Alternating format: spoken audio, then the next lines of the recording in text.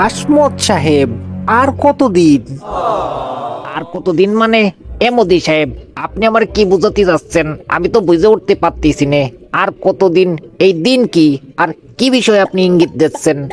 আপনি একটা দেশের এক্স প্রেসিডেন্ট, আপনার তো কূটনৈতিক বিদ্যা থাকার কথা, কিন্তু এখন আপনার কথা শুনে মনে হচ্ছে কি আপনার ভেতরে কূটনৈতিক বিদ্যা বলতে কোনো কিছুর অবশিষ্ট নাই। আপনি সব ভুলে বসে আছেন। আপনার এই বিদ্যা শেখার জন্যই নতুন কোনো স্কুল কলেজ আমি ভর্তি করে দেব নাকি? রাজি থাকলে বলেন। মোদি সাহেব, আমার সাথে রং ঢং করবেন না, বুঝছেন? রহস্য করবেন না। রহস্য দিয়ে আমার জীবন গড়া। তা আপনি কি বিষয়ে বলতে চাচ্ছেন ওটা খোলাখুলি বললেই তো হয়। এত টানা পাচ্ছেন কেনা? ও, আপনি এখনো আমার কথা বুঝতে পারেন নাই। ঠিক আছে, আপনারে বুঝিয়ে বলতেছি। আচ্ছা, আপনি যে এই যে ছাত্র জনতার অভ্যুত্থানের মধ্যে দেশ ছাড়ে পলালেন, পলান দিয়ে আমার দেশে আসলেন, আমি আপনারে আশ্রয় দিলাম। এই আশ্রয়ে আপনার আর কতদিন আমি লালিত পালিত করব আপনিই বলেন। আপনার দিয়ে তো চাইছিলাম যে তাড়াতাড়ি দেশে পাঠাবো, আপনি একটা ব্যবস্থা করবেন, আবার দেশের দায়িত্ব হাতে নেবেন, তারপরে আমাদেরকে একটু সাপোর্ট দিবেন। তা না, আপনি এনে খাচ্ছেন আর ঘুমাচ্ছেন, ঘুমাচ্ছেন আর খাচ্ছেন। কই, আপনার দেশে যাওয়ার তো কোনো তারা কিংবা উতল হতে দেখতেছি না আপনাকে। কেন? ও আচ্ছা, আপনি এই বিষয় নিয়ে কথা করছেন। তা আমার দে আপনার এমন মনে হচ্ছে কে যে আমি আসলে টেনশন করতেছি না? আমি অনেক টেনশন করতেছি। হ্যাঁ, কিভাবে দেশে ফিরে যাওয়া যায় তাই নিয়ে টেনশন করতেছি। আপনি আমার দেহে ভাববেন না যে আমি টেনশনে নাই। আমার আসলে চেহারাটাই এমন। হ্যাঁ, বোঝা যায় না, বোঝা যায় না আমি টেনশনে যে আছি, এটা বোঝা যায় না। দেখেন, টেনশন আর চিন্তা করে তো কোনো কাজ হবে না, কাজে নামতে হবে। তা আপনি কাজে নামতেছেন না কেন? সেই কাজে নামারই তো কোনো লক্ষণ দেখা যাচ্ছে না। হে মোদি সাহেব, এই আমার দেহে আপনার কোন দিক দিয়ে মনে হচ্ছে যে আমি দেশে ফিরে যাওয়ার চেষ্টা করতেছি না? আমি আসলে তুমুল চেষ্টা করতেছি।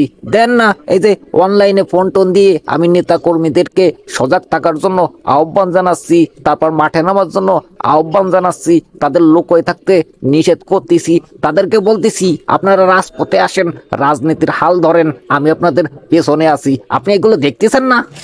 আপনি যা করতেছেন এত ছোটখাটো বিষয়, এগুলো আমি দেখবো কেমলায়? দেন না, আমার চোখে সবসময় সানগ্লাস পরা থাকে, রঙিন সানগ্লাস, এসব চোখে কেমনে পড়বে? দেখেন মোদি সাহেব, আমি যখন ক্ষমতায় ছিলাম তখন কিন্তু আপনারে অনেক সাপোর্ট দিছি, আপনার অনেক লাভ হয়েছে। আর কয়টা মাস হতে পারলো না, এমনই আপনি আমার খোটা দেওয়া শুরু করতেছেন একটু আশ্রয় দিয়ে। এটা কিন্তু ঠিক হচ্ছে না। তারপরেও যাই হোক, যেহেতু আপনার আশ্রয়ে আছি সেহেতু আরো কিছু টাইম আমার দেন, আমি একটা ব্যবস্থা করতেছি।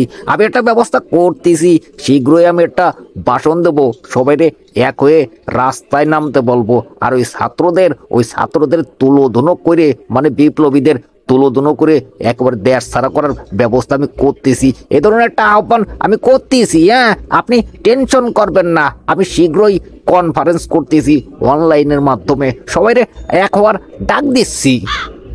আপনি ডাক দেন আর গোয়া মারা দেন, যেটাই দেন সেটা জলদি দিয়ে ফেলেন। এইদিকে তো আমার দেশের মানুষ আমার বিপক্ষে চলে যাচ্ছে, আপনারে আশ্রয় দিছি দেখি। আপনি যদি দেশে ফেরার তাড়াতাড়ি ব্যবস্থা করতে না পারেন, তাহলে আপনারে আমি এই দেশ থেকে বাইর করে দিতে বাধ্য হব, মনে রাখবেন। না না না না না, এই ধরনের কাজ কখনো করবেন না, বুঝছেন? অতিথিরে একেবারে ঘাট ধাক্কা দিয়ে বাইর করে দেবেন না, এই ধরনের ভুল করবেন না। আর আমি ব্যবস্থা করতেছি, আমি আজকেই ঘোষণা দিচ্ছি কালকে আমার অনলাইন জনসভা। ঠিক আছে, দেখি আপনি কালকে কত দূর কি শিখতে পারেন। আপনার সিরা না হলে আমি ছিঁড়ে ফেলবো। মাননীয় প্রধান উপদেষ্টা, খবর কি আপনি শুনছেন নাকি শোনেন নাই? কিন্তু আপনার তো দেহে মনে হচ্ছে না না না আপনি শোনেন নাই, কারণ আপনি শান্তশিষ্ট অবস্থায় বসে আছেন। আরে প্রতিরক্ষা উপদেষ্টা যে, কি হয়েছে? আপনি কোন খবরের কথা বলতেছেন? না না না, আপনি যা বলছেন তাই তো ঠিক, আমি কোনো কথা শুনি নাই। কোন খবর? খবরের কথা বলেন। দেশ থেকে পালিয়ে যাওয়া দেশের বিগত স্বৈরাচারী সরকারের প্রধান হাসমত সাহেব আগামীকাল একটা ভাষণ দেবে আমাদের ছাত্র জনতার উদ্দেশ্যে। হ্যাঁ, আর সমন্বয়কের বিরুদ্ধে আর আমাদের উপদেষ্টাদের বিরুদ্ধে। আরে প্রতিরক্ষা সাহেব, এ নিয়ে তো টেনশন করার কি আছে? উনি তো দেশ থেকে পালিয়ে যাওয়ার পর থেকেই এই একের পর এক এই ভাষণ ফাষণ কি কি দিচ্ছে, তা আমরা এসব কানে নেব কেন? তুমি আর রাজনীতি বোঝেন না। আপনারে খামাহা ওই ছাত্র জনতা আপনার এই ক্ষমতায় বসাইছে। আপনি রাজনীতি বোঝেন? বোঝেন তো ইকোনমি, 2 অক্ষে 2, 2 দুগুণে 4, 4 দুগুণে 6, এই সব বোঝেন না? শোনেন প্রধান উপদেষ্টা, অবস্থা কিন্তু খারাপ। হ্যাঁ, আগামীকাল সে যদি ভাষণ দেয়, অবস্থা কিন্তু আমাদের খারাপ হয়ে যেতে পারে। কেন হতে পারে? কারণ বিগত স্বৈরাচারী সরকারের যেসব দোসররা আছে, তারা তো ইতিমধ্যে এখানে ওখানে উকিঝুঁকি মারতিছে, প্রতিবাদ মিছিল করতেছে, রাজপথে নামতিছে। এটা তো আপনি দেখছেনই। আগের পরিস্থিতি আর এখন পরিস্থিতি কিন্তু অনেকটাই ভিন্ন। হ্যাঁ, এই ক্ষমতার শখ পাল্টে যেতে পারে সে ভাষণ দেওয়ার পরে। আর যদি এই ক্ষমতার শখ পাল্টে যায়, তাহলে আপনিও ফাঁসি কাস্টে, আমিও ফাঁসি কাস্টে, সমন্বয়করা সব হত্যা হয়ে যাবে। হত্যা একেবারে গো মগরে খুঁজেও পাওয়া যাবি না। আর ছাত্র জনতার কিছু তো অভিনয়, এটা জানা কথা।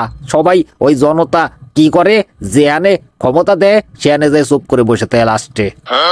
আরে বয়স হয়েছে অনেক, এসব নিয়ে মৃত্যু ভয় নিয়ে টেনশন করলে হবে নাকি? আর ওনারে আমরা কি করব? ওই হাসমর সাহেব যদি ভাষণ দেয়, ওই ভাষণ থামানোর ক্ষমতা কি আমাকে আসে নাকি? হ্যাঁ, সে কি আমাদের হাতের কাছে আছে যে তার মুখ চাপে ধরলাম, আসছে ভাষণ দেওয়া বন্ধ করে দিল? আশা প্রতিরক্ষা উপদেষ্টা, একটা বুদ্ধি আইছে মাথায়। বুদ্ধিটা কেমন আপনি দেন তো? আমরা যদি একটা রকেট বোম ওই দিল্লির উপরে ফালাই দেই, তাহলে কেমন হয়? ভালো হয় না? ধৈর্য মিয়া, আপনি কি কথা করছেন? আপনার মাথায় চুল আছে কিন্তু গিলু নাই। আমাগো যে রকেট বোম ফোম আছে, ও দিয়ে ভারতের কি হবি? কি ছবি না নে। আর ওরা যদি একটা পারমাণবিক বোম আমাকে উপরে ফালাই দেয়, তাহলে পুরো দেশ শেষ। আমরা ওখানে বোমা মারলি ওরা কি চুপচাপ বসে বসে ললিপপ চুষবেন নাকি? হ্যাঁ, ওরাও তো বোম মারবে না, কিন্তু ছোটখাটো বোম না, ওরা মারবে না পারমাণবিক বোম। একটা বোম মারলেই দেশ শেষ। আপনি তো দেশটারে ডাইরেক্ট যুদ্ধের দিকে ঠেলে দিচ্ছেন। না মানে আপনি ঠিক বলছেন। আমি আসলে এই টাকা পয়সার বিষয়টাই বুঝি, এই ক্ষমতার বিষয়টা, কূটনীতির বিষয়টা আমি বুঝি না। তা কি করতে হবে আপনি একটু বুঝে শুনে আমার বলেন, আমি ওই মতো কাজ করবো। এই তো বুদ্ধিমানের মতো কথা কইছেন। এইবার আইছেন আপনি লাইনে, জুত মতো লাইনে আইছেন। আপনি এখন সমন্বয়ক গুলোরে খবর দেন, আর কি কি করতে হবি আপনার আমি শিয়েই দিচ্ছি। ওদেরকে এইগুলো বলে দেন, ওরা কাজে ঝাঁপায়ে পড়ুক। তারপরে দেশের পরিস্থিতি ওইরকম উল্টে পাল্টে যাবেন না নে। এই বুদ্ধি কাজে লাগালি পারা আর কি। আমাদের কোনো টেনশন থাকবি না। হ্যাঁ, বিদেশেও আমাদের খুব নাম ডাক হবে। ঠিক আছে, আমি এখনই সমন্বয়কদের কল করতেছি। আপনি কি করতে হইবি আমারে এখনই শিখাই দেন। তাহলে আপনি শোনেন আমি কি বলি। শোনো সমন্বয়ক হাসমত আবদুল্লাহ, সার্বিস আলম ও অন্যান্যরা, তোমাকে জরুরি প্রয়োজনে আজকে মিটিং বলাইছি, বুঝছো? বুঝছি মানে কোন সময় বুঝলাম? আপনি তো কিছু বুঝলেন না। না বোঝার আগেই আপনি করছেন বুঝছি নাকি। শোনেন প্রধান উপদেষ্টা, সবকিছু আগে বোঝায় বলেন, তারপরে বুঝছি নাকি সেটা প্রশ্ন করেন। আমি সার্বিস আলম হাসমত আবদুল্লাহর সাথে একমত। কি বলবেন বোঝায় বলেন, তারপরে বলেন যে বুঝছি কিনা। কিছু করার আগেই বুঝছি না বুঝি নেই এই ধরনের প্রশ্ন করবেন না। তোমাদের আসলে মাথা গরম, আর মাথা গরম দেখেই ওই স্বৈরাচারী সরকারে দেশ থেকে তোমরা তাড়াতে পারছো। আর তারে আমার মতো একজন অর্থনীতিবিদরে তোমরা ক্ষমতার চেয়ারে বসাইছো, তাছাড়া সম্ভব না। এবার মূল প্রসঙ্গে আসি। এখন ওই পলাতক স্বৈরাচারী সরকার আবার দেশে ফিরে আসার জন্য উতলা হয়ে পড়ছে, বুঝছো? আগামীকালকে সে অনলাইনের মাধ্যমে ছাত্র জনতার কাছে তার বার্তা পৌঁছে দেবে। তারপর আমরা যারা উপদেষ্টা আছি, তারপরে এই যে তোমরা যারা সমন্বয়ক আছো, এদেরকে হটানোর জন্য সে তাদেরকে আহ্বান জানাবে। তাদের সবাইকে এক হয়ে পথে নামার জন্য আহ্বান জানাবে, ডাক দেবে। এরকম যদি ডাক সে দেয় অফিসিয়ালি, তাহলে আমরা কিন্তু বিপদে পড়ে যাব। তার ওই বিপদে আমরা পড়ার আগে আমরা একটা বিপদ ঘটায় দেব। সেই বুদ্ধি দেওয়ার জন্য তোমাকে আমি ডাকছি। না উপদেষ্টা সাহেব, ওই স্বৈরাচারীর আর দেশে ঢুকতে দেওয়া যাবে না, তার কোনো সুযোগই দেওয়া যাবে না। কি করতে হবে আমাকে বুদ্ধি দেন, আমরা সেই মতো কাজ করব। ওই স্বৈরাচার একবার যদি আবার দেশের ভিতরে ঢুকে পড়া পালে তাহলে কিন্তু আমরা সব খতম। এই তো তোমরা এই বিষয়টার ভয়াবহতা বুঝতে পারছো, ফলাফল বুঝতে পারছো। যাক, ভালো হয়েছে। এখন শোনো, সে যেহেতু কালকে এই যে এই জনসভাটা সে অনলাইনে করবে, আহ্বান জানাবে, তার আগে আর কি তোমরা ওর বাপের বাড়িতে যাইয়ে আগুন জ্বালায় দিবা, ওই ওর বাপের বাড়ি ভাঙ্গে চুরমার করে দিবা। বিশ্ববাসী দেখবে যে তাদের প্রতি, মানে এই স্বৈরাচারী পরিবারের প্রতি আমাদের দেশের মানুষের কি ক্ষোভ, বুঝছো? জি জি জি, এবার বুঝতে পারছি, চালিয়ে যান। তারপর আর কি, তোমরা ওই বাড়ি ভাঙচুর করবা, আগুন জ্বালায় দিবা, প্রশাসনের কেউ তোমাদের বাধা দিতে যাবি না, বুঝছো? যখন তোমরা ভাঙ্গাভাঙ্গির কাজ করে আগুন জ্বালায় দিবা, তারপর আমি চুজ করে সেনাবাহিনী পাঠিয়ে দেবো। সেনাবাহিনী এসে তোমাদেরকে ওখান থেকে বের করে দেবে। তারপর বিদেশিরা দেখবে, বিশ্ববাসী দেখবে যে আমাদের আইনের লোকগুলো এখনো সচেতন আছে। হ্যাঁ, তারা এসব অগ্নিকাণ্ড, সন্ত্রাস, ভাঙচুর এগুলো পছন্দ করে না। আমাদের দেশে আইনের কর্তৃত্ব বজায় আছে। তাতে দুইটা মেসেজ বিশ্ববাসীর কাছে পৌঁছে যাবে। এক, আমাদের দেশের মানুষ ওই স্বৈরাচারী সরকারকে পছন্দ করে না। আর দুই, আমাদের দেশের যে আইন শৃঙ্খলা বাহিনী আছে তারা এক আইন বজায় রেখেছে। মাইন্ড ব্লোয়িং উপদেষ্টা সাহেব, মাইন্ড ব্লোয়িং। আপনার তো বিরাট বুদ্ধি, দারুণ একটা বুদ্ধি দিয়েছেন। তো এই বুদ্ধি মতো আমরা কাজে আজকেই ঝাঁপায়ে পড়তেছি। আপনি কোনো টেনশন নিয়েন না, ঠিক আছে? আমরা এই সবাই চলো আগুন জ্বালাই দিয়ে আসি, ভাঙচুর করে আসি। বুদ্ধি আমার না ছাই, আমার কোনো বুদ্ধি আছে নাকি? আবার তো বুদ্ধি দিচ্ছে ওই প্রতিরক্ষা উপদেষ্টা। হাসমত সাহেব, এটা কি হলো বলেন তো?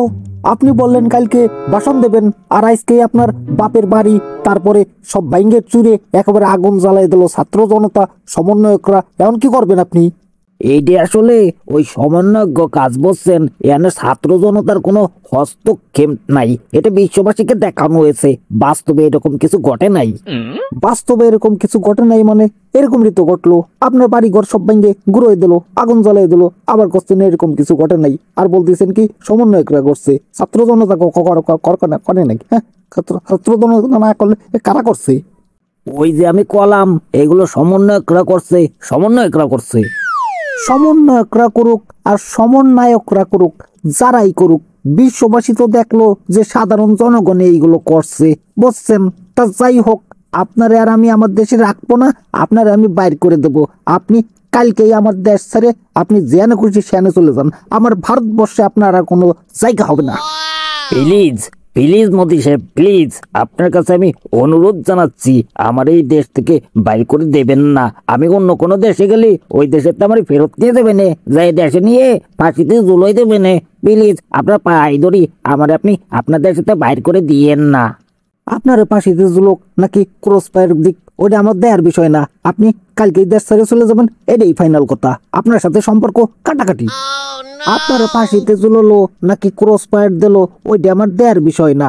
আপনি কালকে দেশ ছেড়ে চলে যাচ্ছেন, এটাই ফাইনাল। আপনার সাথে আমার সম্পর্ক কাটাকাটি। যে বান্দরের লেজ নাই, সেই বান্দরের সাথে আমার কোনো সম্পর্কও নাই।